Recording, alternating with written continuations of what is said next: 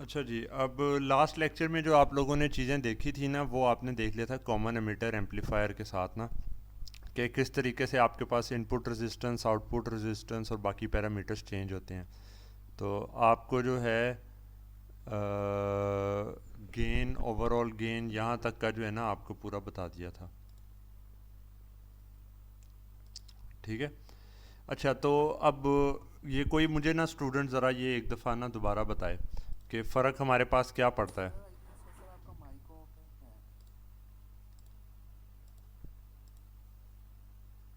है। अच्छा जी, ये बिल्कुल टाइमली आपने इन्फॉर्म कर दिया। अच्छा, तो किधर गए, हाँ, यहाँ पे जो है ना मुझे ये बताएं कि हम लोगों ने लास्ट लेक्चर के बाद जो है ना करंट लेक्चर, लास्ट लेक्चर के अंदर हमने जो है ना डी जनरेशन रजिस्टर के साथ हमने देखा था क्या क्या फ़र्क पड़ता है। तो क्या कोई स्टूडेंट मुझे बता सकता है कि जी इनपुट रेजिस्टेंस पे क्या फ़र्क पड़ता है? सर इनपुट रेजिस्टेंस इंक्रीज होती है सर। कितने, किस टर्म से इंक्रीज़ होती है? Beta plus one time. नहीं, वो तो आप उसका रिलेशन बता रहे हैं ना, पर मल्टीप्लाई किस टर्म से मल्टीप्लाई होके इंक्रीज़ होती है? क्योंकि आप अगर ये कहते हैं ना कि जी ये बीटा प्लस वन टाइम्स ये होता है, तो ये तो इसका इक्वेशन है। पर आप भूल रहे हैं कि पहले भी तो आपके पास ये इतनी वैल्यू थी इसकी, थी ना? तो मैं कह रहा हूँ इंक्रीज़ कितनी हुई है। अगर ये पहले आपके पास आ रहा था, लेट से 1 किलो ओहम था, और अब जो ये रिज़ल्ट आएगा 10 किलो ओहम है, ठीक है, और मैं आपसे पूछूं कि जी कितने टाइम्स इंक्रीज़ हुई है, आप मुझे आंसर दे रहे हो जी 10 किलो ओहम। ये मैंने पूछा ही नहीं आपसे। मैं कह रहा हूँ कितनी इंक्रीज़ हुई है, इस केस में ये वैल्यूज़ के हिसाब से 10 टाइम्स इंक्रीज़ हुई है। ऐसे ही है ना? जी सर। हाँ, तो मैं पूछ रहा हूँ, अब मुझे बताएं कितने टाइम्स ये वैल्यूज़ के अलावा एक्चुअल रिलेशंस में कितने टाइम्स इंक्रीज़ होगी input sir resistance? One plus G M R. 1 + GMRE। अच्छा जी, इतने टाइम्स इंक्रीज़ होगी। आउटपुट रेजिस्टेंस कितने टाइम्स इंक्रीज़ होगी?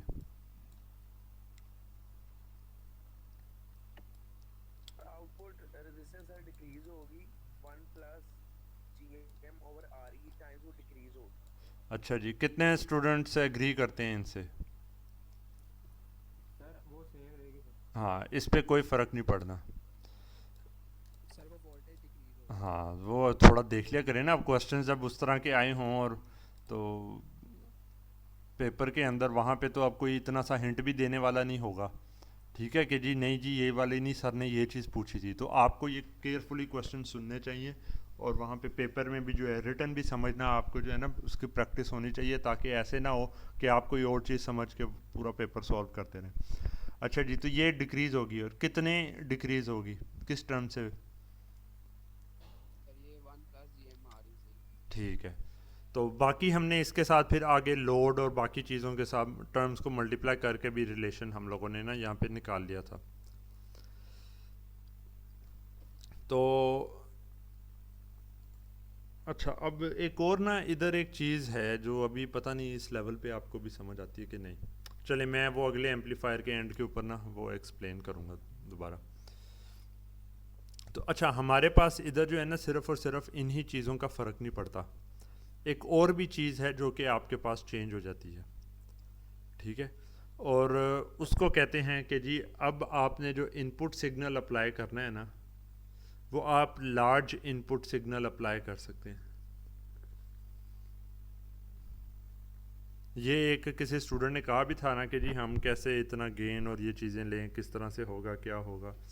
तो ये वाली चीज़ देखें कि अब आप ना लार्ज इनपुट सिग्नल अप्लाई कर सकते हैं। मतलब पहले जो है आपके पास सिंपल अगर कॉमन एमीटर देख रहे थे ना आप, तो उसके अंदर जो भी इधर इनपुट सप्लाई आप अप्लाई करते थे वो आपके पास वी पाई के बराबर होती थी। अगर ये आर ई नहीं लगा हुआ ना, तो जितनी ये वी इनपुट वोल्टेज दे रहे हैं वो वी पाई के बराबर है। ठीक है, ये चीज़ समझ आइए आप लोगों को?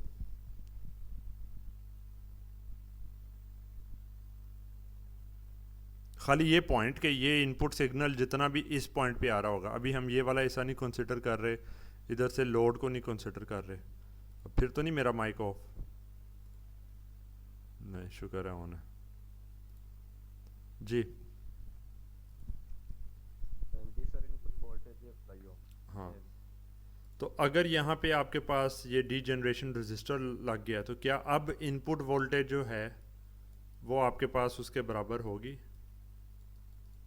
नो सर, वोल्टेज डिवाइडर लगेगा। वोल्टेज डिवाइडर लगेगा, ठीक है। तो अब वोल्टेज डिवाइडर लगा के, अब पहले केस में हमारे पास जो है ना वी इनपुट वी पाई के बराबर थी, और अब हम निकालते हैं कि वी पाई कितनी होगी हमारे पास। V pi is equal to, क्योंकि वोल्टेज यहीं पे आ रही है, R E over R E plus जे।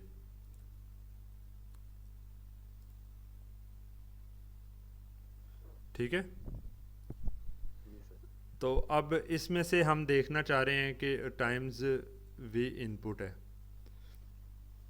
तो अब पहले केस में क्या था हमारे पास, अब हम रेशो अगर निकालना चाहें कि जी अब कितनी हम जो है ना प्रोवाइड कर सकते हैं वी पाई, तो पहले केस में वी पाई वी इनपुट के बराबर थी। दूसरे केस में जो वी पाई है वो हमारे पास बराबर है आर ई ओवर ये प्लस ये टाइम्स वी आई के। इस चीज़ को हम अगर देखते हैं, वी आई से वी आई कैंसिल हो गया, ये रेशो है हमारे पास के कितना जो है ना इस साइड के ऊपर सिग्नल अप्लाई हो सकता था। तो इसको हम देखते हैं, ये इसको हम लिख सकते हैं वन, ये वाली जो टर्म है ना ये ऊपर आ जाएगी। इसको हम लिख सकते हैं दूसरे अल्फाज में, ये वाली टर्म ऊपर आ गई, तो R E plus D generation divided by R E, ये बराबर आ जाता है one plus R E by small R E, और इसको अप्रॉक्सीमेटली लिख सकते हैं one plus G M R E. अच्छा जी, तो ये टर्म आ गई। अब इसका कोई मुझे एनालिसिस करके कोई मुझे बता सकता है इसका मतलब क्या है, ये हमारे पास चीज़ आई क्या है? जिस सारी डिस्कशन का क्या मतलब है कि पहले जो है वी पाई वो वी इनपुट के बराबर था, अब वी पाई इसके बराबर है।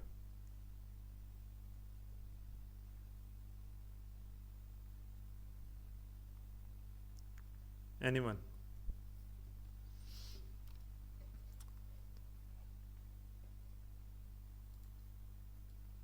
कोई यही कह दे नहीं समझ आई। ठीक है जी, पहले जो हमारे पास वी पाई था वो हमारे पास वी आई के बराबर था, और जब आर ई आता है तो वी पाई हमारे पास है one plus G M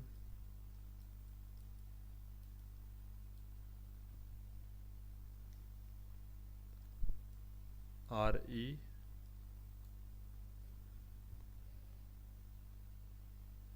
one over है एक्चुअली टाइम्स वी आई।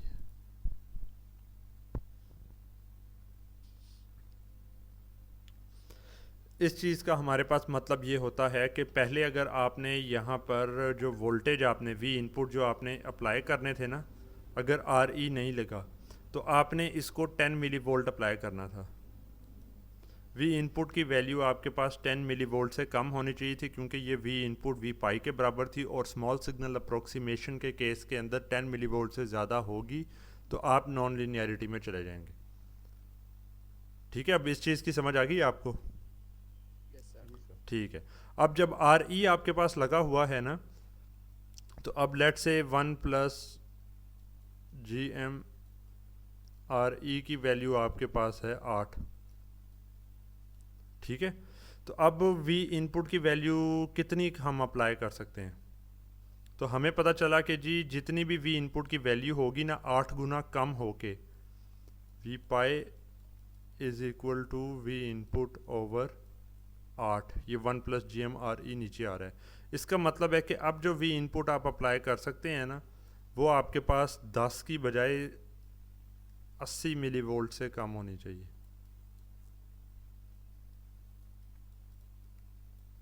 क्यों? क्योंकि वी आई आपके पास वी पाई के बराबर नहीं है, जो स्मॉल सिग्नल अप्रोक्सीमेशन के लिए चाहिए होता है, जो कि आपको याद होगा कि G I C is equal to I S E to power of, अब मैं इसको वी पाई लिखता हूँ, ओवर वी टी था। ठीक है, तो ये वी पाई लिखा हुआ है, यहाँ पे वी इनपुट नहीं आती, वी पाई पे ये डिपेंड करता होता है। तो अब अगर आपके पास 8 का गेन है तो यहाँ पे जो वोल्टेज आ रही है वो आपके पास 80 मिली वोल्ट तक भी आ जाए तो आपका सिस्टम लीनियर है। इसको अगर आप हम कह देते हैं कि जनाब ये हमारे पास 20 की टर्म है, ठीक है, तो 20 की टर्म है तो ये इसको करेंगे, ये 0.2 वोल्ट का हमारे पास आ जाएगा। तो ये भी हमें एक तरह से फ़ायदा यहाँ पर मिल जाता है, ठीक है, क्योंकि एक्चुअली हमारे पास लाजमी नहीं है कि हम 10 मिली वोल्ट का ही सिग्नल हमेशा अप्लाई कर सकें। बाज़-औक़ात आप चाहते हैं कि जी आपके पास जो सिग्नल आ रहा है वो थोड़ा ज़्यादा आ रहा है।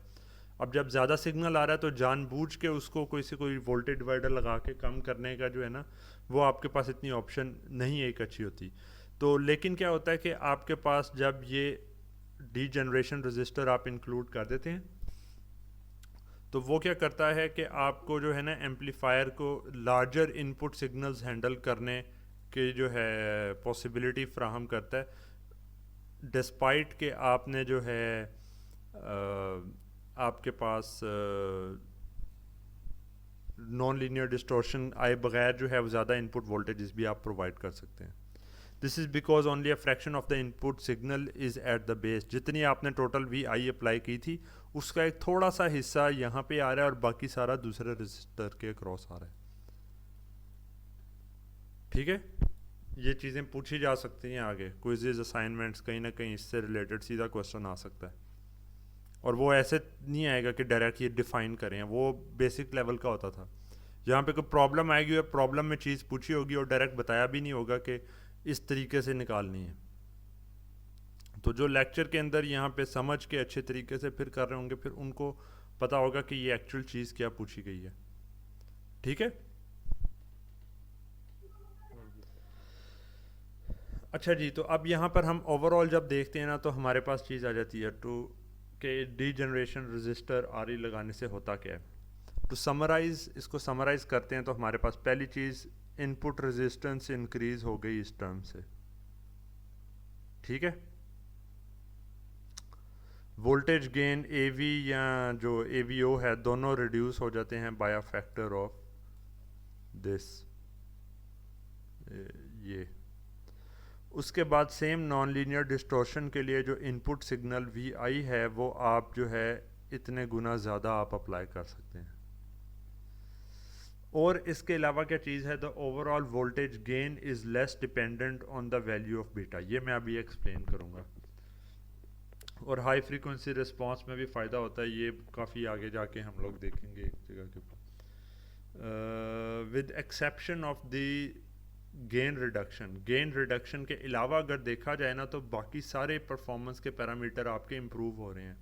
इनपुट रेजिस्टेंस ज़्यादा होना अच्छी बात है, लार्ज इनपुट सिग्नल अप्लाई कर सकें ये अच्छी बात है, बीटा पे डिपेंडेंट ना हो ये अच्छी बात है।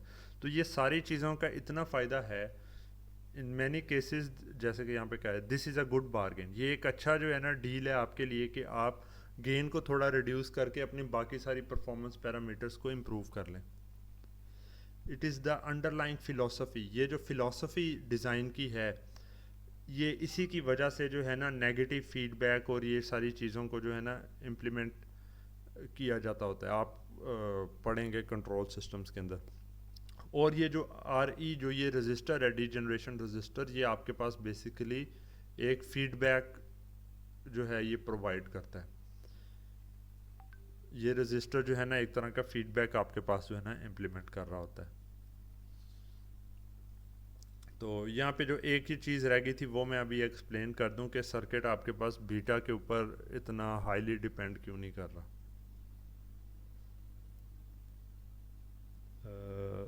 हाँ जी, अब ये चीज़ क्या कोई स्टूडेंट बता सकता है कि जी ये बीटा के ऊपर क्यों नहीं डिपेंडेंट है?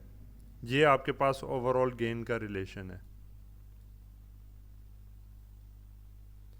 क्या इसमें कोई ऐसी चीज़ है, कोई तरीकाकार है कि हम उससे ये चीज़ समझ सकें कि जी ये बीटा पे नहीं डिपेंड कर रहा?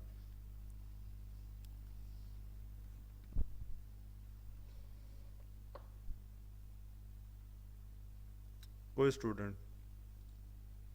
कैसे पता चलता है कि कोई सर्किट किसी पैरामीटर पे डिपेंड कर रहा है कि नहीं कर रहा?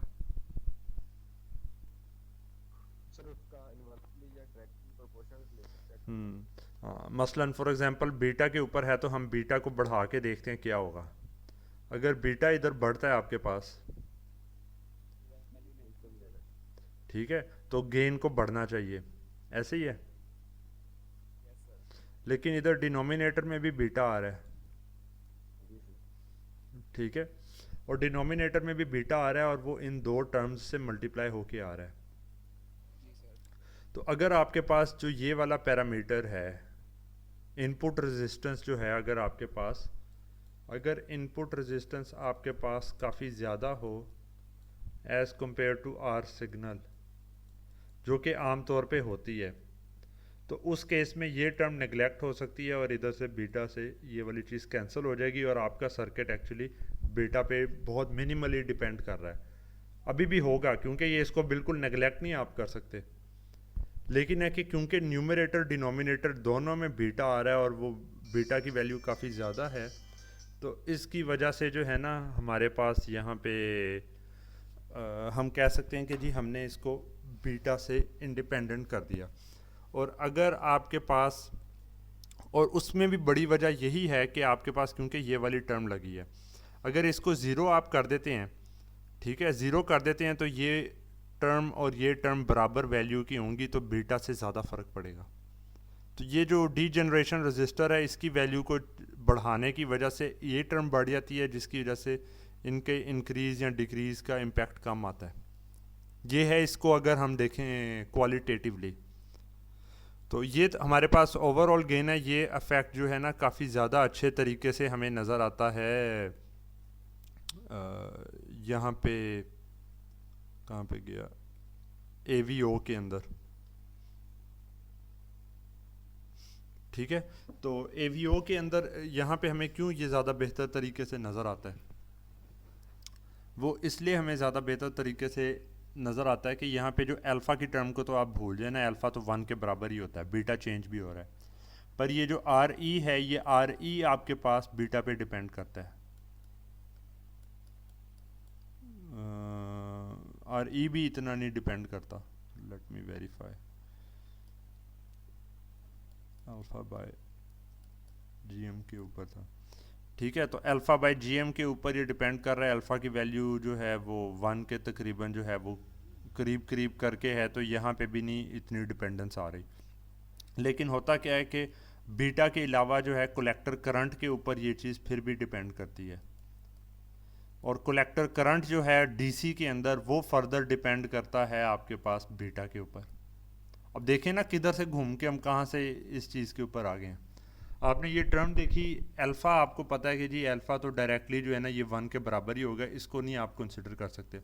पर ये RE की टर्म इधर लगी हुई है स्मॉल, RE डायरेक्टली बीटा पे नहीं डिपेंड करता, ये अल्फ़ा है, ये भी 1 के करीब होता है, GM पे डिपेंड कर रहा है।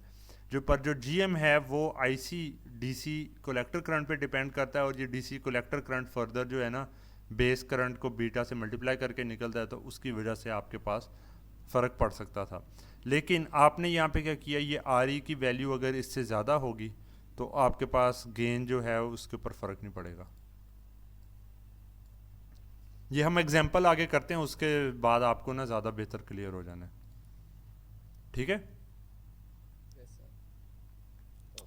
तो ये एनालिसिस जो है ना ये इस कोर्स के अंदर, वो एनालिसिस ये होती है चीज़, ठीक है, कि हम ये करेंगे तो क्या होगा, और उसके बाद जब एनालिसिस अच्छा हो जाए फिर बंदा डिज़ाइन करना शुरू करता है, कि उसको पता होता है कि मैं ये पैरामीटर्स को चेंज कर सकता हूँ, इसको नहीं चेंज कर सकता, अगर मैं इसको चेंज करूँगा यहाँ पे फ़र्क पड़ेगा, उसका मैंने ये हल करना है।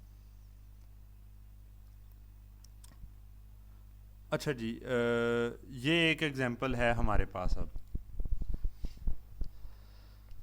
कॉमन एमिटर एम्पलीफायर हमारे पास है।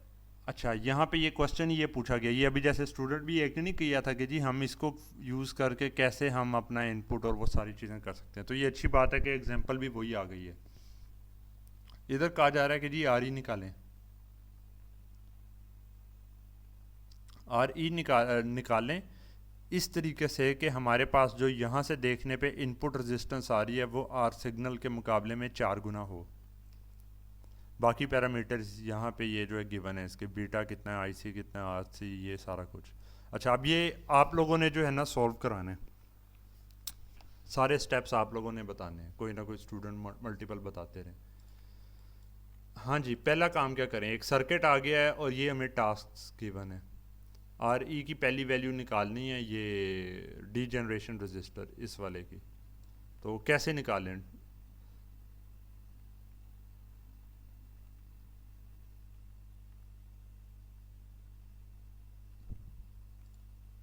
जी,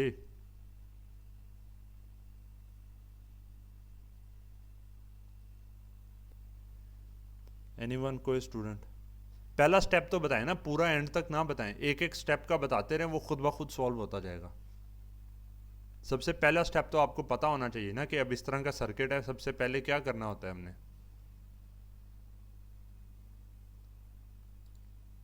आर इनपुट निकालेंगे। किस चीज़ को? R input. आर इनपुट निकालेंगे।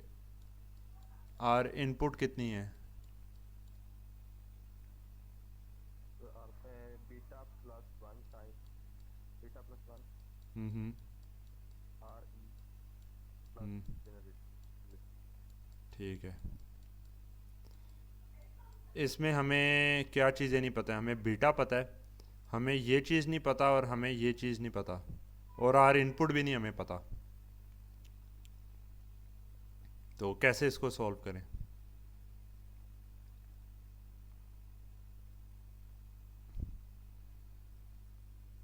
आर इनपुट, क्या हमें क्वेश्चन में कोई चीज़ गिवन है जिससे हमें पता चल जाए आर इनपुट हमारे पास क्या होगी?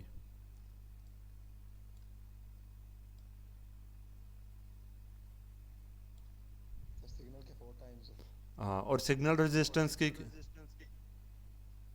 सिग्नल रेजिस्टेंस की क्या वैल्यू है? और 5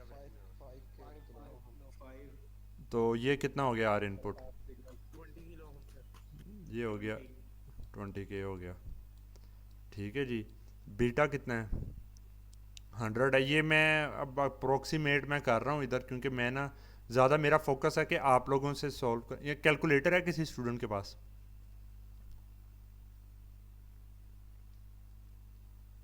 चलो नहीं है, ये मैं अप्रोक्सीमेटली इसको लिख रहा हूँ 100। ठीक है, अप्रोक्सीमेटली। अच्छा, अब आर ई, ये स्मॉल आर ई भी नहीं है पता, ये कैसे निकालें?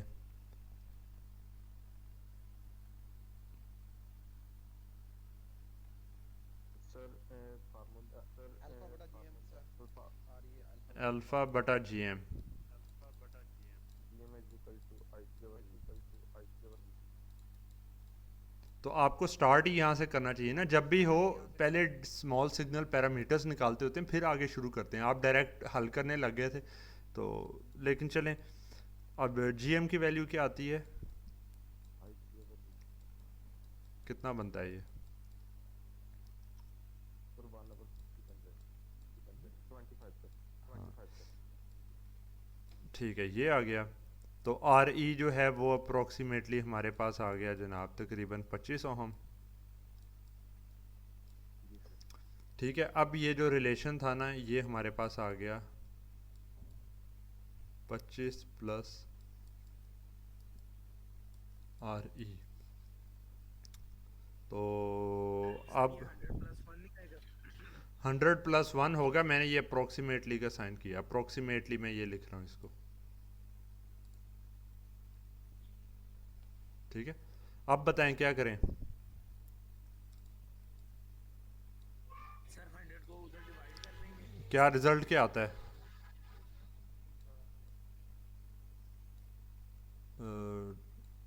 200 आएगा शायद। 200 is equal to 25 plus R E, और आर ई जो है वो अप्रोक्सीमेटली 175। तो अब ये जिन्होंने स्टार्ट में वो क्वेश्चन पूछा था कि हम आर ई को इस्तेमाल करके कैसे डिज़ाइन कर सकते हैं, तो ये आपने देख लिया कैसे डिज़ाइन कर सकते हैं। ठीक है ना। अब आपको जितनी भी रेजिस्टेंस चाहिए थी उसके हिसाब से आपको पता चल गया, मार्केट से रेजिस्टर परचेज करेंगे और इस तरह के सर्किट में कनेक्ट कर देंगे। ये ऑफ कोर्स पेपर पे पहले आप कर रहे हैं, पेपर पे पूरा करने के बाद जाके एक्चुअल करना होता है। तो ये हमें पता चल गया जी 175 ओहम की जो है ना रेजिस्टेंस हमारे पास हो गई। गुड।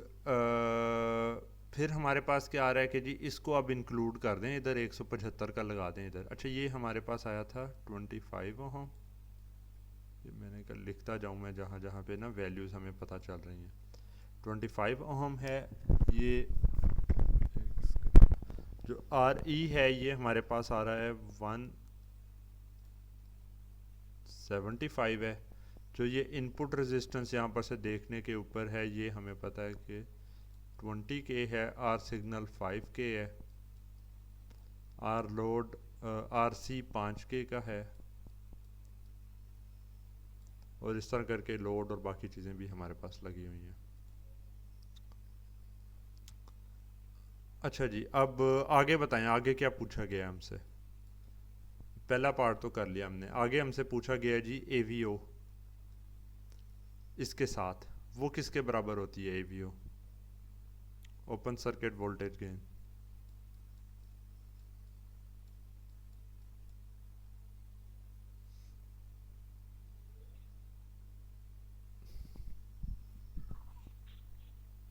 जी output voltage over input voltage. वो तो होता है, लेकिन है क्या, रिलेशन क्या है? Negative alpha R C power R E plus N R E. अच्छा ये कोई बताया मुझे, ठीक है ये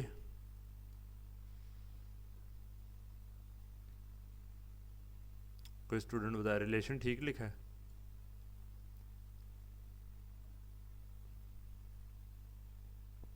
सर इसको जीएम के फॉर्म में लिखा जा सकता है। जी हाँ, उसकी फॉर्म में भी लिखा जा सकता है, ये यहाँ पे ठीक है। GM की फॉर्म में मैं इसलिए प्रेफर करता हूँ क्योंकि आपको फिर ना कॉमन एमीटर का जब जनरल आपको रिलेशन पता है कि -GM RC के बराबर होता था उसके बगैर, और आप नीचे क्या करेंगे, simply 1 plus GM RE R इससे मल्टीप्लाई कर देंगे, ठीक है। और ये 1 प्लस GM RE क्या, ये एक दफ़ा कैलकुलेट कर लें। ये आपके पास आता है 1 प्लस 175 बटा 25, ठीक है, क्योंकि तो ये आ जाएगा आपके पास तकरीबन 8 के बराबर नहीं आएगा, 7+1 8 हो जाएगा। 8 के बराबर आ गया, ठीक है। 7+1 8 हो जाएगा। ठीक है, तो ये आपके पास आ जाता है -GM RC 5 है, तो ये आएगा जनाब 5000।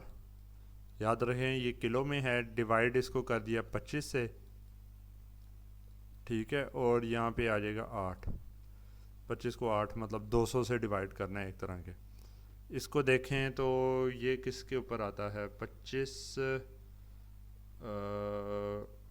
को करें तो ये 50 हो जाता है 200 आ गया। 200 को 8 पे डिवाइड करें, -200 को 25 आ गया।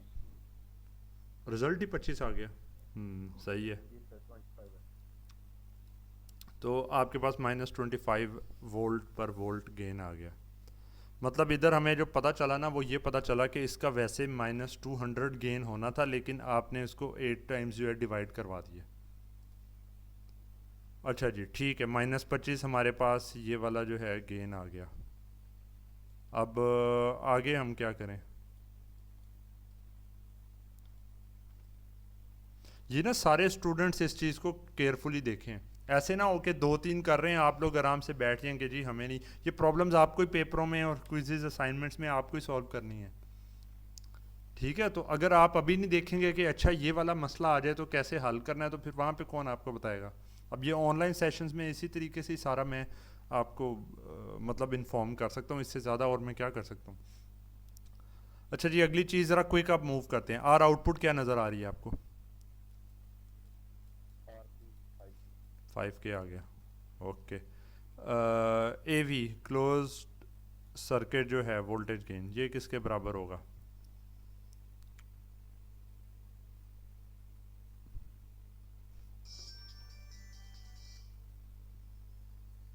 जी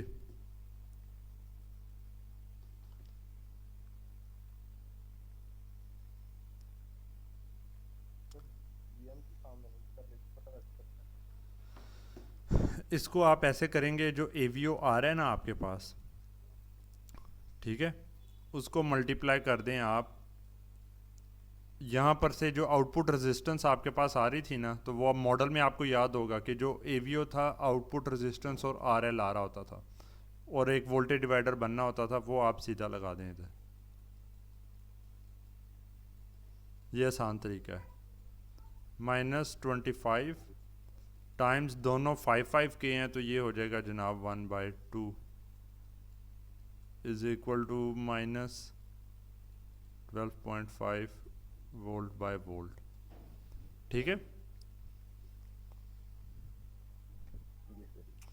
तो ये मैं आसान मतलब कि यहाँ पे पूरा सर्किट, एक दफ़ा ये 3 पैरामीटर आपने निकाल लिए ना, आर ओ और आर इनपुट, उसके बाद आपको बार बार सर्किट को सॉल्व करने की ज़रूरत ही नहीं है। अच्छा, आगे फिर आपके पास आ जाता है कि जी ए वी आपके पास आ गया था -12.5, तो आगे आपको कहा जाता है कि जी अब आप निकालें जी वी। जी वी कैसे निकलेगा आप?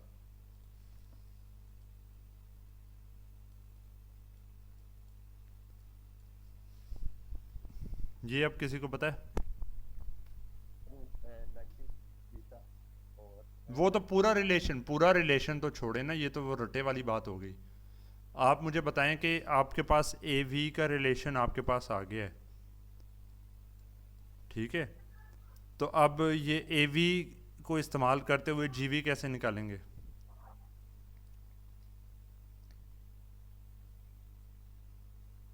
वो आप करेंगे, ये आर एक और वोल्टेज डिवाइडर से मल्टीप्लाई होगा, आर इनपुट ओवर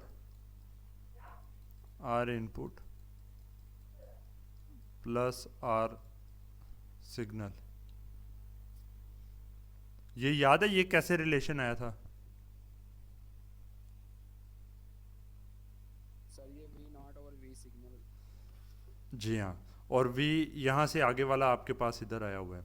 तो वो आपको बार बार पूरा रिलेशन 10 चीज़ों को मल्टीप्लाई करने की, और कैलकुलेटर पे जहाँ पे गलती का भी चांस है, वो करने की क्या ज़रूरत है जब आपने आधी चीज़ें पहले निकाल ली हुई हैं।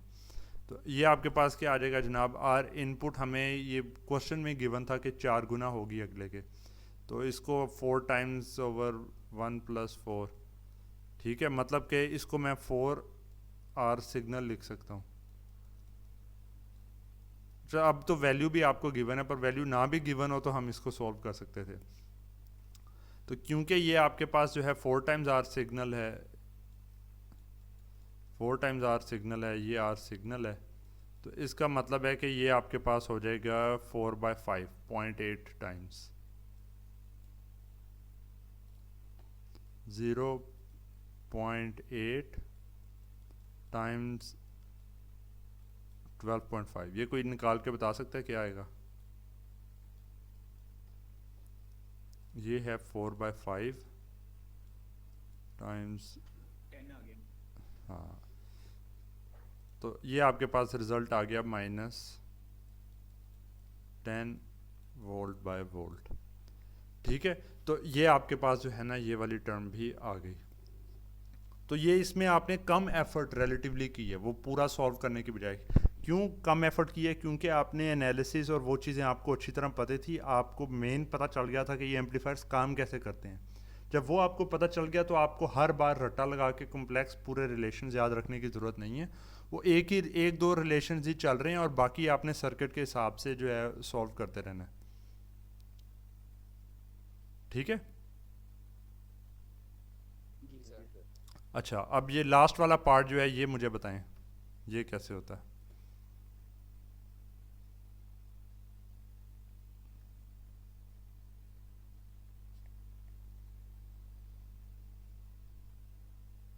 लास्ट पार्ट क्या पूछा हुआ है इधर?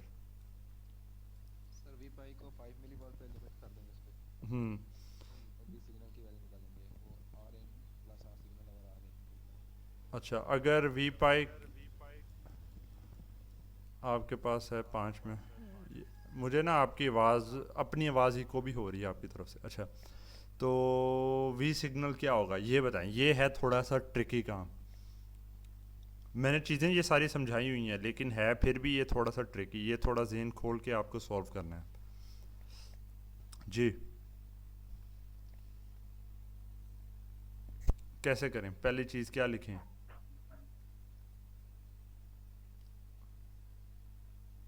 सर वी सिग्नल जी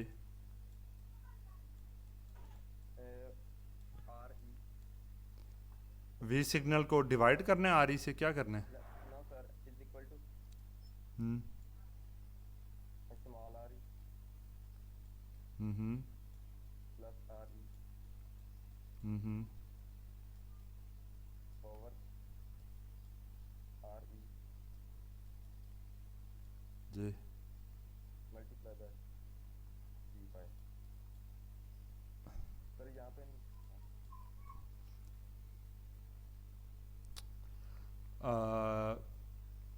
कोई और मुझे बता सकता है ये चीज़ ठीक है कि गलत है?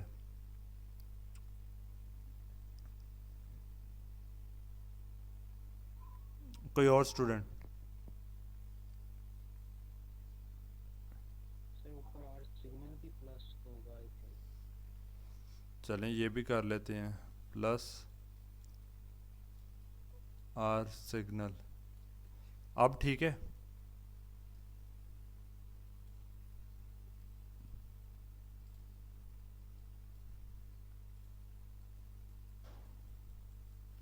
मुझे बताएं करना क्या चाह रहे हैं, किस तरह निकालना चाह रहे हैं? वोल्टेज डिवाइडर आपके पास सप्लाई की साइड से लगता होता है ना? जी सर हाँ, तो यहाँ पे आपने जो है ये सप्लाई की साइड की बजाय ये सप्लाई है, ये आपके पास रजिस्टर के क्रॉस है, तो आपने इसको सप्लाई कैसे बना दिया? वोल्टेज डिवाइडर तो उल्टा लगना होता है, उल्टा लगना है ना। हमेशा जो सप्लाई कर रहा हो ना, जो फोर्स कर रहा है वोल्टेज, वो आपके पास लेफ्ट साइड पे आना चाहिए। ठीक है, मसलन मैं एक एग्जांपल देता हूँ, यहाँ पे देखें ना,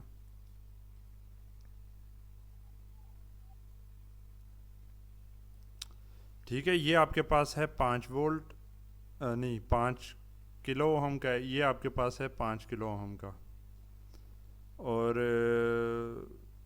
वी इनपुट कोई इधर करके आ रही है। अब मैं आपको कहता हूँ कि जी यहाँ पे मेरे पास आ रहा है 5 वोल्ट आ रहे हैं, तो वी इनपुट मुझे निकाल के बता सकते हैं कि क्या आएगी?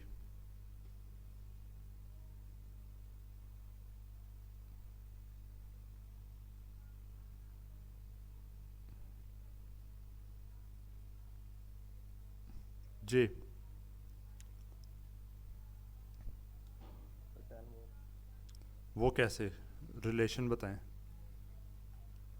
Sir V input hmm is equal to hmm 5K hmm over 5K plus 5K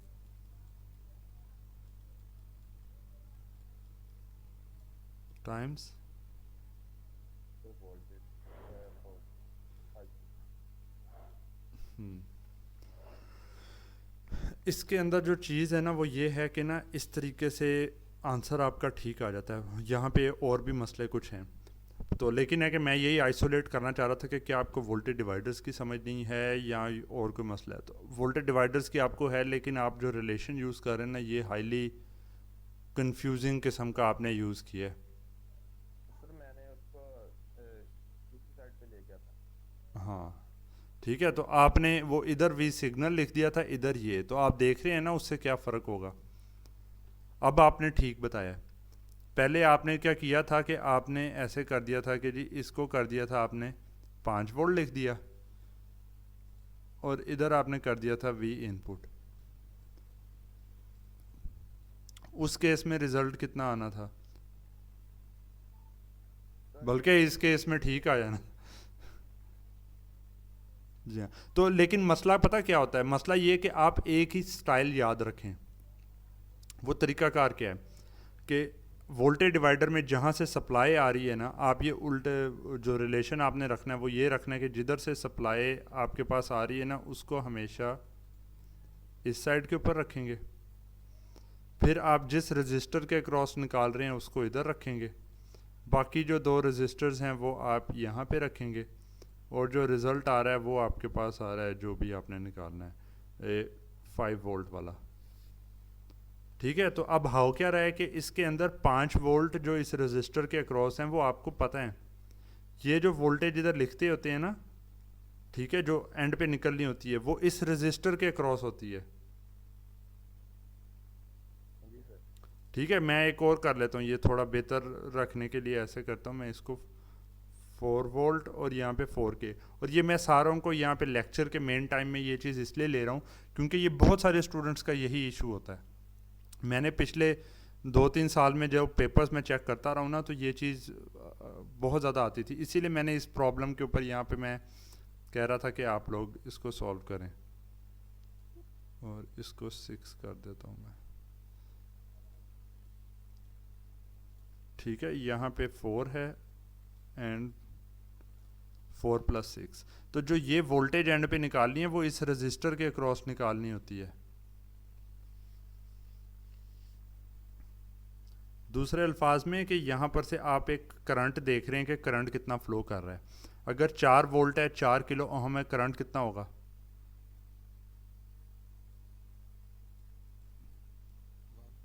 1 milli ampere. अब वो 1 मिली एम्पेयर इधर से भी गुजर रहा है, इधर से भी गुजर रहा है, इधर से टोटल करंट कितना आ रहा है? 1 मिली एम्पेयर आ रहा है। और रजिस्टर टोटल कितने लगे हुए हैं? 10 के 6 से 4 मिल के 2 लगे हुए हैं, लेकिन वैल्यू जो रेजिस्टेंस की है वो 10 के है।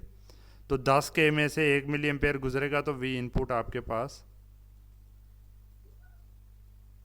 जो है वो 10 वोल्ट आएगी। ठीक है, इसी तरीके से अगर आपको यहाँ पे वोल्टेज ना पता हो और मैं यहाँ पे वी इनपुट कह दूँ कि जी 20 वोल्ट है, तो आप इसके अक्रॉस जो है ना वो वोल्टेज निकाल सकते हैं वोल्टेज डिवाइडर लगा के। उसमें आप क्या कर रहे होते हैं कि आप बेसिकली ना यही प्रोसेस रिवर्स में कर रहे होते हैं। आप पहले देखते हैं टोटल रेजिस्टेंस 10 के की है, तो करंट गुजरेगा 2 मिली एम्पेयर, वो 2 मिली एम्पेयर इस रजिस्टर में से गुजरेगा, ये इतने का है तो 8 वोल्ट आपके पास आ जाएंगे यहाँ पे। तो अब लेकिन आप क्या कर रहे हैं कि आप जो है ना वो इस मेन अंडरलाइंग चीज़ को याद रखे बगैर वोल्टेज डिवाइडर जब यूज़ करने की कोशिश करेंगे तो ये रिलेशंस बड़े कॉम्प्लेक्स होते रहेंगे इस तरह। ठीक है, गलत आपका आता रहेगा, जैसे कि आपने यहाँ पे भी यहाँ पे ये किया क्या है, मुझे खुद नहीं इतनी समझ इसकी, ये उल्टा ही गलत ही किया हुआ है वैसे। वी सिग्नल नहीं, ये एक तरह से ठीक भी हो सकता था, लेकिन मसले ही बहुत ज़्यादा हैं इसमें। अगर हम जो आर है ये वाला इसको इसी तरफ लेते हैं और जो बाकी डिस्टेंस है उसको नेक्स्ट में लेते हैं। नहीं, ये पहली ये इसकी बात कर रहे हैं या इसकी? सर इसकी जो मैंने बताया। अच्छा, नहीं, इसमें अभी एक और गलती देखें। ये मैं कोई काम की चीज़ ना मैं रिमूव कर दूं। ये बाकी भी स्टूडेंट्स इस चीज़ को देख रहे हैं ना, मैं खाली एक स्टूडेंट के लिए नहीं ये सारा कर रहा, ये तमाम स्टूडेंट्स के लिए मैं इसको एक्सप्लेन कर रहा हूँ इस तरह। बल्कि आज का बेसिकली मैंने पूरा लेक्चर जो मैंने वो रिकॉर्डेड किया हुआ था वो फिर अगले लेक्चर में चलेगा।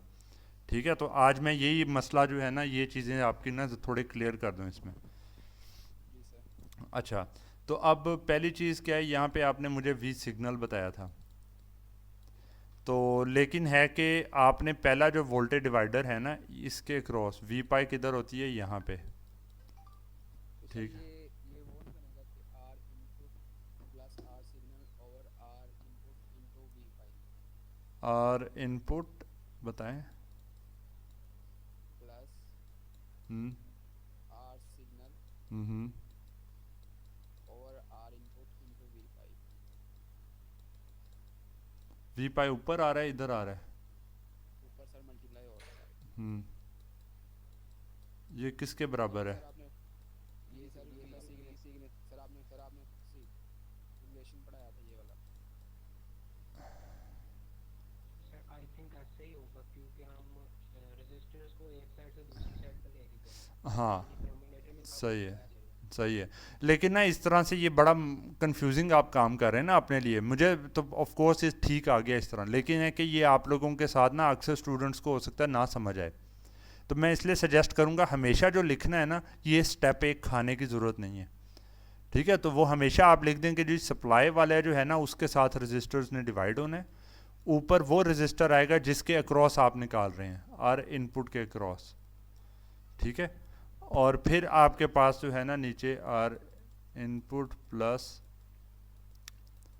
आर सिग्नल है, ठीक है, ये मल्टीप्लाई होके, और जो ये रिज़ल्ट आपके पास आता है ये, अच्छा अब दूसरी मिस्टेक ये है, ये सारा जो रिज़ल्ट आपके पास आता है वो किसके बराबर है?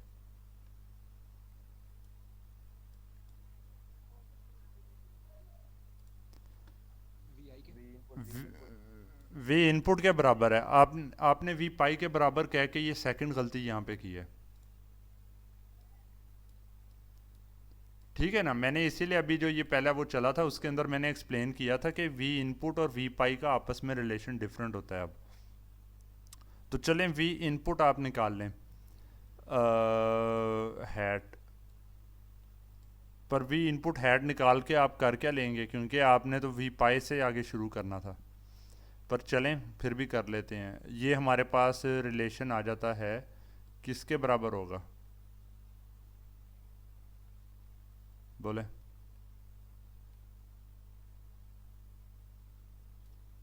ये हमारे पास हो जाता है 0.8, क्योंकि आर इनपुट जो है वो 4 टाइम्स है इसके, तो 4 डिवाइडेड बाय वो इस तरह करके ना वी सिग्नल डैश इसके बराबर आ गया, ठीक है। अच्छा अब आगे हमने वी पाई तक पहुंचना है। अब वी पाई तक का क्या रिलेशन है वी इनपुट से वी पाई तक जाने का?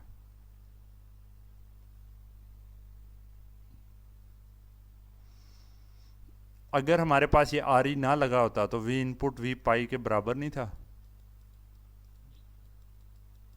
इफ नो आर ई, ठीक है। लेकिन जब ये लग जाता था तो हमें पता था कि जी हमारे पास जो वी पाई होगा ना, V pi hat is equal to 1/1 प्लस GMRE times V input hat. मतलब कि जो वी इनपुट है ना वो रिड्यूस होके वी पाई के बराबर होता है ये लगने से। ये टर्म हमें पता है कि ये टर्म 8 के बराबर है, तो ये आ गया जनाब 1/8 times V input hat is equal to V pi hat. तो अब क्योंकि हमसे जो चीज़ पूछी गई थी वो पूछी गई थी जनाब कि वी सिग्नल जो है ना वो हमारे पास क्या है पहली चीज़। तो हम क्या करते हैं कि जनाब इधर वी आई की वैल्यू यहाँ पे प्लेस कर देते हैं, V pi hat is equal to 1/8, और ये वी आई की वैल्यू इधर प्लेस की तो ये आ गया टाइम्स 0.8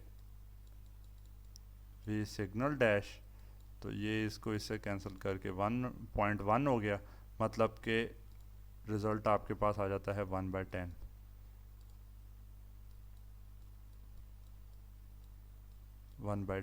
वी सिग्नल है। तो जब आपने वी सिग्नल निकालना है और आपके पास वी पाई की वैल्यू 5 है तो वी सिग्नल इसके 10 टाइम्स होगा। तो हमारे पास क्या आ जाता है जनाब के V signal hat is equal to 50 millivolt. मतलब कि 50 मिली वोल्ट का सिग्नल आप अप्लाई करेंगे तो इधर 5 मिली वोल्ट आ रहा होगा। और फिर इन्होंने पूछा कि आउटपुट क्या आएगी, तो हमें GV पता है पहले। GV क्या था कि इस पॉइंट से इधर तक का गेन विद लोड और सारा कुछ मिला के, ऐसे ही है ना। और ये कितना आया था, ये आया था -10 वोल्ट के बराबर। तो अगर V सिग्नल हमारे पास 50 मिली वोल्ट है तो V आउटपुट कितनी होगी? मल्टीप्लाई कर देंगे सर अभी आउटपुट। जी हाँ, तो ये हमारे पास GV को V सिग्नल से मल्टीप्लाई कर दें तो हमारे पास आ गया -0.5 5 वोल्ट। ठीक है, तो अब आपको ये समझ आया कि ये ओवरऑल जो है ना काम हो क्या रहा है। आपके पास इसके अक्रॉस जो वोल्टेज आ रही है ना वो आ रही है 5 मिली वोल्ट। 5 मिली वोल्ट आपको पता है कितने कम वोल्टेज है, ठीक है ना, बहुत कम है। यहाँ पे आपने कितने दे रहे हैं, यहाँ पे आप दे रहे हैं 50 मिली वोल्ट। यहाँ पे ये जो टोटल वी आई आ रही है ये 40 मिली वोल्ट आ रही है। ठीक है, क्यों? क्योंकि 10 मिली वोल्ट इसके क्रॉस, ये मैं वैसे अब ज़्यादा चीज़ें बता रहा हूँ, इतनी पूछी नहीं है, क्योंकि 50 मिली वोल्ट इधर से दिया था, 10 मिली वोल्ट का इधर ड्रॉप हो गया, रिमेनिंग 40 मिली वोल्ट इधर आए, फिर आगे 40 मिली वोल्ट में से 35 मिली वोल्ट जो हैं वो आपके पास इस डीजनरेशन रजिस्टर के क्रॉस आ गए और रिमेनिंग 5 मिली वोल्ट इसके क्रॉस रह गए, जिसको इसने एम्पलीफाई किया, 200 गुना एम्पलीफाई किया, लेकिन आगे लोडिंग इफेक्ट हो गया तो 200 गुना की बजाय जो है ना 100 गुना एम्पलीफाई होके यहाँ पे जो है 0.5 वोल्ट आपके पास आ गया। ठीक है, अब ये वोल्टेज इस तरीके की बजाय आप समझें कि ये साइनोसॉइड्स हैं जिनकी पीक वैल्यूज़ की बात हो रही है। ठीक है, तो ये सारे साइनोसॉइड सिग्नल्स जा रहे हैं और ये आउट ऑफ फेज आ रहा है। ये आपके पास एक कंप्लीट जो है ना एम्पलीफायर का रिस्पॉन्स इस तरह से आ रहा है। तो बेशक हम सारे सिस्टम का ब्लॉक डायग्राम बना के सॉल्व करते रहते हैं, लेकिन इसमें क्योंकि हमें लीनियरिटी को इंश्योर करना है तो हमें हमेशा डिज़ाइन के बाद एक दफ़ा ये भी चेक करना है कि कहीं नॉन लीनियर तो नहीं हो गया। अच्छा, अब यहाँ पे आप लोगों से क्वेश्चन है कि हम ये सिग्नल वोल्टेज को की एक्सट्रीम लिमिट कहाँ तक बढ़ा सकते हैं कि हम उसमें ना जाएं, नॉन लीनियरिटी में ना जाएं। 50 मिली वोल्ट की जी कितने कर सकते हैं इसको? 10 तक होगी आर सिग्नल तक, तो उससे अगर ज़्यादा जाएगी तो वो नॉन। हाँ, तो वी सिग्नल कितना हो सकता है फिर इस सर्किट में?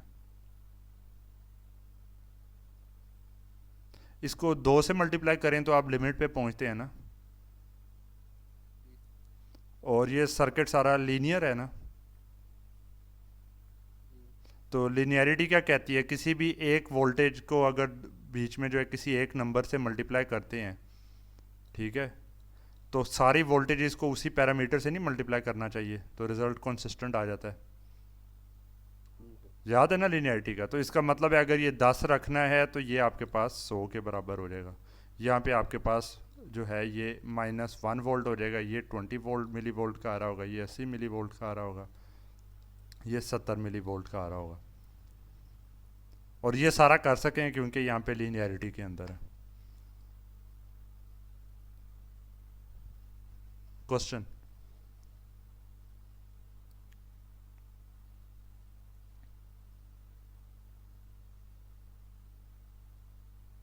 समझ आ गई आप लोगों को ये सारी?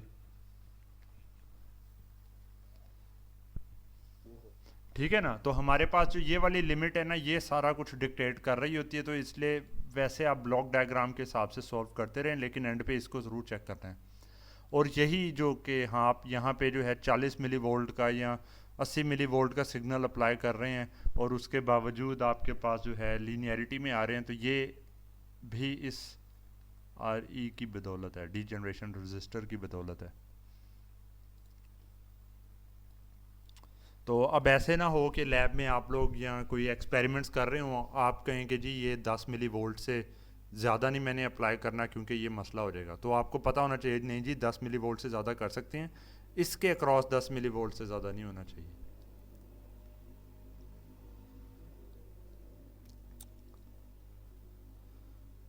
अच्छा, अब एक अगर कोई क्वेश्चन नहीं है तो एक एस्पेक्ट रह गया था, वो मैं अभी ज़रा वो भी एक्सप्लेन कर देता हूँ, जितना टाइम रह गया उसमें वो अच्छी तरह से हो जाएगा।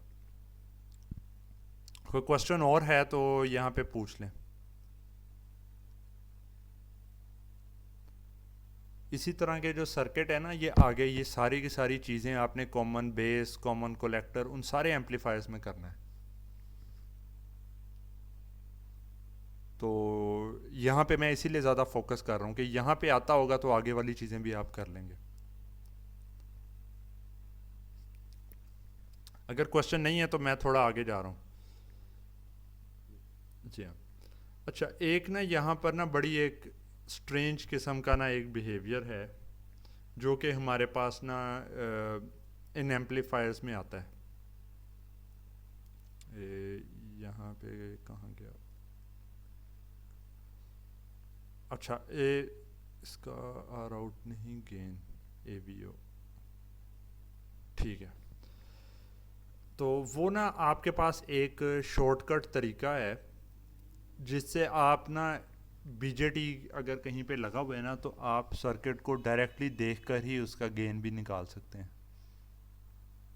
पर इसमें बहुत सारे स्टूडेंट्स मिस्टेक्स भी कर सकते हैं। तो ये लेकिन है कि जिनको समझ आ जाए वही ये चीज़ ट्राई करें। ये रिज़ल्ट हमारे पास क्या है? ये आया है -GM, नहीं ये तो AV आ गया, रुकें,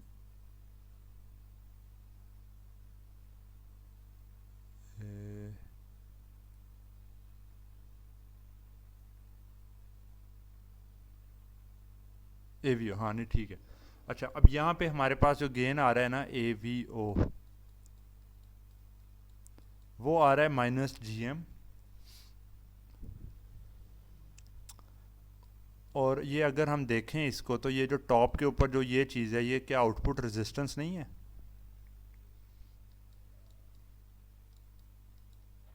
Yes, sir. ठीक है, तो ये -GM कैपिटल RO इसको कहा जा सकता है। ऊपर से अगर GM को देखें तो ये होता है हमारे पास alpha over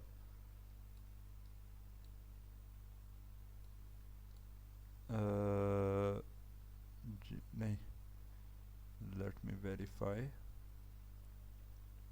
alpha over RE, एक सेकेंड, इस तरह से नहीं हमने लिखना। ये हमारे पास जो GM आ रहा है ना, ये हमारे पास हमें पता है कि जी R pi is equal to beta by GM। तो हम लिख सकते हैं कि जी ये जो GM है ये हमारे पास बराबर है बीटा ओवर R पाई के।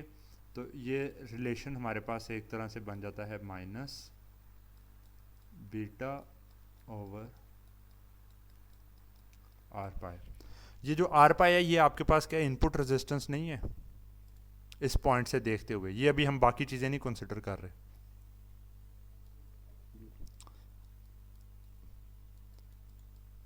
तो ये हमारे पास ना एक बड़ी अजीब चीज़ आ गई कि एम्पलीफायर का कॉमन एमिटर, बल्कि ये किसी भी एम्पलीफिकेशन के कॉन्फ़िगरेशन में देखें ना तो ये हमारे पास जो गेन आ रहा है वो हमारे पास गेन आ रहा है कि जो करंट इधर से आप प्रोवाइड कर रहे थे ना वो आपके पास बीटा से मल्टीप्लाई हो रहा था, ऐसे ही है।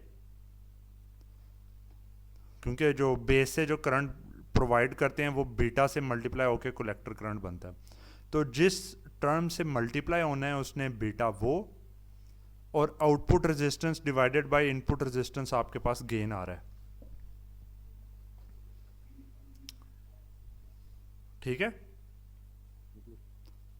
अच्छा, अब मैं देखता हूं कि अगर हम इसके अंदर RL को ऐड कर दें तो ये वाला जो रिलेशन है ना इसको भी देखें तो ये ऐसे ही बनता है माइनस बीटा ऊपर। अच्छा, अब ये RO नहीं मैं कहता, ये मैं इसको कह दूंगा कि जो आउटपुट रेजिस्टेंस जो भी नज़र आ रही है। अब RL आ गया था तो RL भी मिला के आप कह दें कि जी यहाँ से ये जो सारी की सारी रेजिस्टेंस जो आउटपुट टर्मिनल के ऊपर से नज़र आ रही हैं वो आपके पास ऊपर आ गई, और इनपुट रेजिस्टेंस जितनी भी इसके अलावा इनपुट टर्मिनल से नज़र आ रही है वो आपने नीचे लिख दी, तो फिर आपके पास गेन वही हो गया।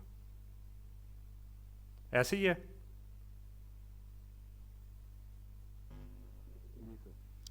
अब ये थर्ड सिनेरियो एक देखें। GV के केस में आप देख रहे हैं ना इसको, GV, अच्छा GV के केस के अंदर जो हमारे पास ये चीज़ आ रही है इसको भी हम दोबारा एक दफ़ा से देख लेते हैं।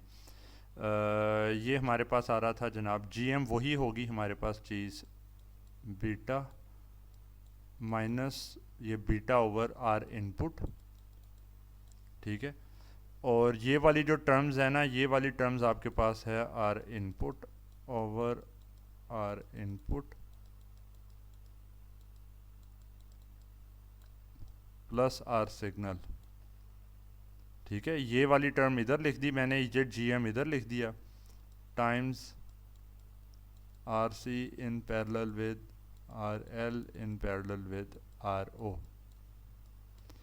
ठीक है, तो अब दोबारा ज़रा इसको एक दफ़ा क्लियर करके हम लिखें तो वही माइनस बीटा की टर्म आ रही है और ऊपर आउटपुट की टर्मिनल पे, अब आउटपुट टर्मिनल आपके पास जो है ना वो ये 3 रेजिस्टेंस इस पे कनेक्टेड हैं तो वो आ रही हैं। और इनपुट क्योंकि अब आप V सिग्नल से दे रहे थे तो यहाँ से देखने के ऊपर R signal plus R input आ रही थी तो वही यहाँ पे आ गया। तो हमारे पास जो गेन ओवरऑल जो आया है इन तीनों केसेस के अंदर, वो आपके पास अगर सिंपल एक ये रिलेशन आपको याद हो तो आप हमेशा निकाल सकते हैं। करंट किस टर्म से मल्टीप्लाई हुआ है, आउटपुट टर्मिनल पे कितनी रेजिस्टेंस है और इनपुट टर्मिनल पे कितनी रेजिस्टेंस है। ठीक है, जी सर। अच्छा अब मुझे आप बताएं कि इस केस के अंदर ये इस तरह का क्या सोल्यूशन बनेगा जब RE आपके पास आ गया। क्या यहाँ पर भी इसी तरीके से है? ये कोई एक लिखवाए मुझे AVO का रिलेशन इस तरह से क्या बनता है इधर।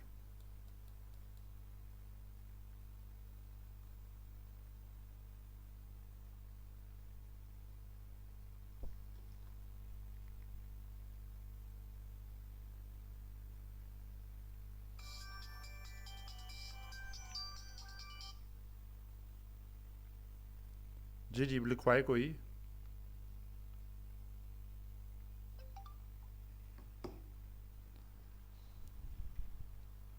करंट इधर से जो ये बेस करंट जो आप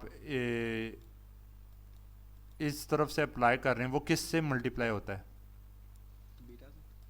हाँ, और क्योंकि ये उल्टी डायरेक्शन में, अच्छा, और आउटपुट टर्मिनल पे कितनी आ रहा है, इनपुट टर्मिनल पे कितनी आ रही है? हम्म, सर बीटा प्लस 1 हाँ, beta plus 1 small R plus R. ठीक है, ये वाला रिजल्ट आना चाहिए। अब इधर से चेक करते हैं ये क्या है, अल्फा क्या होता है? Beta over beta plus 1। तो यही रिलेशन नहीं आ गया?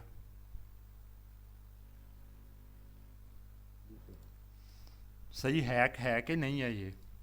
ठीक है, जहाँ इतना खप के चीज़ें एवेल्यूएट की हैं, जब RL ऊपर लग जाएगा तो इसी तरीके से जो है वो आपके पास RL के साथ आ गया।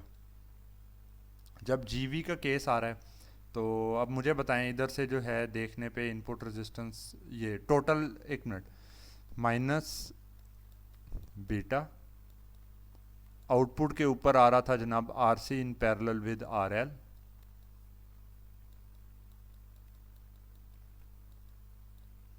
और जो यहाँ पे है यहाँ पे आपके पास आ रहा है जनाब R signal plus beta plus 1, क्योंकि यहाँ से ये इससे मल्टीप्लाई होना है, प्लस कैपिटल R। तो क्या यही रिजल्ट है आपके पास? ये तो वही आ गया।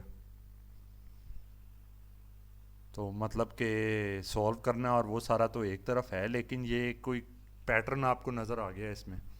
अब ये एनालिसिस ज़्यादा जितना अच्छा हो तो उतने इस तरह की चीज़ें आप ऑब्जर्व कर लेते हैं। अब इससे हमें क्या पता चलता है कि गेन बढ़ाना है तो हम क्या करें? अब कोई इससे आगे ये एक स्टेप करके बताए।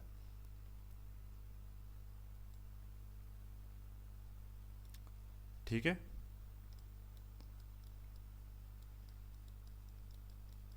Out R by N R। अब अगर गेन बढ़ाना है तो क्या किया जाए?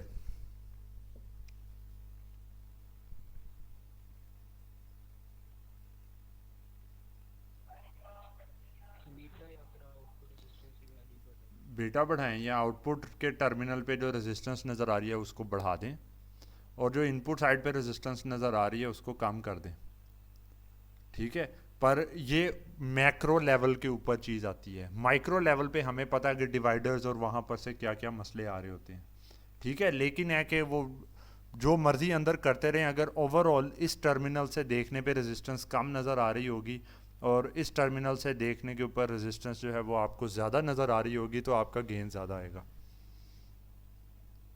तो ये जो है ना, ये फाइनल एक जो इसका एनालिसिस था ना इस सर्किट का, कॉमन एमिटर वाले का, वो मैंने आपको बता दिया। अब आगे हमने ना और भी काफ़ी सर्किट पढ़ने हैं। हमने पढ़ना है कॉमन बेस पढ़ना है, कॉमन कलेक्टर पढ़ना है, और वहाँ पे आप लोगों ने मुझे चेक करके बताना है कि क्या ये रिलेशन इसी तरीके से आता है कि नहीं आता।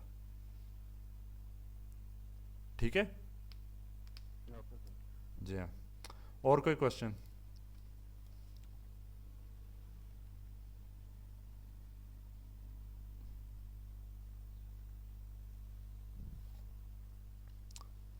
अच्छा, कोई मुझे एक स्टूडेंट को बताए आज हमने पढ़ा क्या, क्या सब चीज़ें हमने जो है ना सीखी हैं।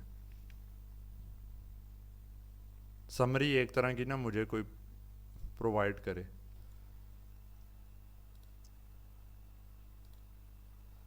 इधर मैसेजेस भी आए हुए हैं। जी सर, जी सर, जी सर, जी जी जी जी, अच्छा ठीक है। हाँ, तो कोई एक स्टूडेंट कोई ना मुझे ज़रा समराइज़ करके बता दे हमने क्या ये मतलब आज क्या ये लेक्चर में मैं क्या बताता रहा हूँ आप लोगों को।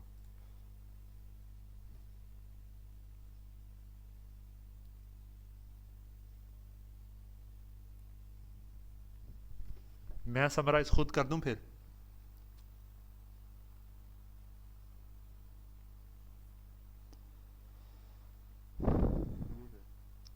ये पता क्या अब मसला क्या है, ये अब लाइव लेक्चर के अंदर भी अगर इसी तरह से फिर आप करेंगे, फिर रिकॉर्डेड ही फिर मैंने देने हैं, क्योंकि इंटरेक्शन और इसके अंदर अब मुझे फील हो रहा है कि ज़्यादातर जो स्टूडेंट्स हैं ना उनको नहीं समझ लग रही। मुझे पता है कि वो ज़रा एडवांस्ड एनालिसिस और उस चीज़ों के ऊपर मैं पहुंच गया हूँ जो कि मुश्किल होता है बहुत, एक तरह से कि आपको जो है ना स्टार्ट में जब अच्छी तरह से हर चीज़ आती हो तो फिर ये इस लेवल की चीज़ों को आप पिक कर पाते हैं। पर है कि ये चीज़ें आपको लेकिन पता होनी चाहिए, और क्योंकि आज टाइम था और उसी एक सर्किट के अंदर से ये सारी की सारी आइटम्स निकलनी थी।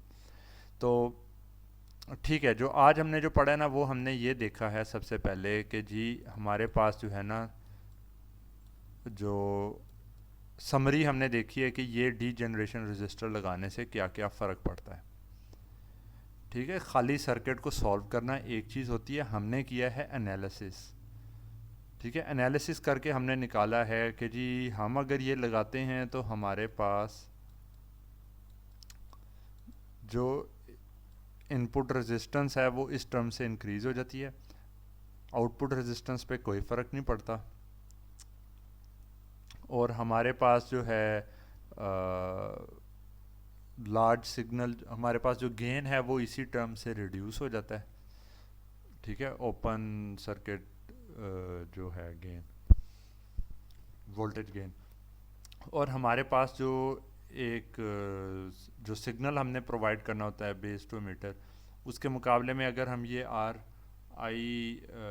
ई को अगर लगाते हैं डीजनरेशन रजिस्टर को, तो हम इतना ही टाइम से ज़्यादा सिग्नल प्रोवाइड कर सकते हैं नॉन लिनियरिटी में जाए बगैर।